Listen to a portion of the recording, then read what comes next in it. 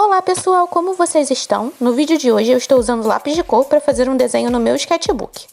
Basicamente eu estou usando lápis de cor normal, como se fosse um lápis grafite ou um lápis de cor apagável, ou seja, eu estou usando esse material desde o esboço até as linhas finais e até para estabelecer os tons. Eu tenho até umas 2 ou 3 cores de lápis de cor apagável, mas eu optei por usar o normal mesmo e fiz até alguns outros estudos e o fato de não apagar tão bem quanto um grafite acabou não me trazendo muitos problemas. Então eu vou te dar algumas dicas, caso você queira fazer um esboço desse tipo com lápis de cor normal. Primeiro, escolha uma cor escura, um vinho, um azul escuro, um marrom, uma cor que você possa ir desde um tom bem claro, quando você aplicar o lápis de cor bem de leve, com a mão bem leve, até um tom bem escuro, quando você aplicar mais pressão ou usar mais camadas, reforçar mais o seu traço, indo diversas vezes por cima dele. Isso vai te ajudar não só na hora de construir os tons, para você ter uma variedade de tons no seu desenho, como na hora de refinar o seu esboço. Como isso vai te ajudar na hora de refinar o seu esboço? Isso é porque na hora do esboço você deve começar usando o lápis bem de leve. Isso vai permitir não só que você apague efetivamente algumas partes, como vai tornar essas linhas menos aparentes quando você reforçar suas linhas finais. Então, não se preocupe de ter algumas linhas sobrando ou um pouco de cor fora do seu desenho. Elas não chamam tanta atenção desde que as suas linhas finais fiquem mais bem definidas e consideravelmente mais escuras que elas.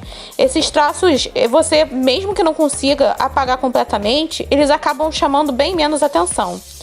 Se você começar a adicionar os tons ao seu desenho, ou mesmo um fundo, como eu acabei botando parte de um fundo nesse desenho, essas linhas vão se tornar ainda mais sutis. Essas linhas extras.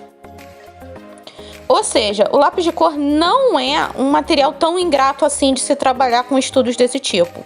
O fato de ele não apagar completamente não significa que você não vai conseguir corrigir alguns erros.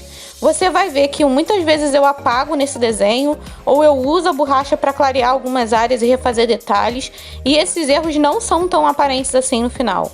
Não é um tipo de material que uma linha errada vai necessariamente comprometer o seu resultado final. Eu vou colocar exemplos de outros desenhos do meu sketchbook que eu fiz com lápis de cor desse jeito.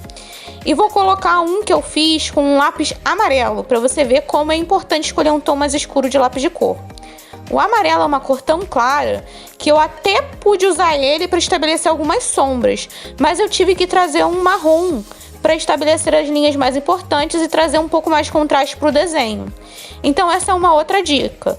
Se você escolher uma cor que não era exatamente escura o suficiente, você não precisa perder esse desenho. Você pode trazer uma outra cor mais escura para complementar. Você pode trazer, o meu azul foi claro demais, eu posso trazer um outro azul, um azul escuro. Você perde o efeito monocromático muitas vezes, porque vai ter diferença de temperatura entre os azuis, ou mesmo de cor entre o amarelo e o marrom, mas ainda é um efeito bem legal. Se você quiser saber, o lápis de cor que eu estou usando é o Polychromos da Faber-Castell, mas sinceramente qualquer lápis de cor vai ter um efeito parecido.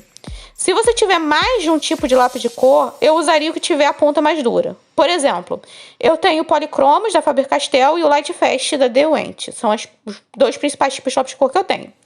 O Polychromos pode ser apontado até uma ponta mais fina e o lápis consegue segurar essa ponta, ela não esmigalha quando você tenta aplicar. Porque ele é um lápis que tem a ponta com uma consistência mais dura. Você consegue sentir isso quando você aplica ele no papel. Consegue sentir essa textura. Já o Lightfast, quando você aplica, você sente que ele é mais cremoso. Ele até consegue preencher o papel com mais rapidez e mais facilidade.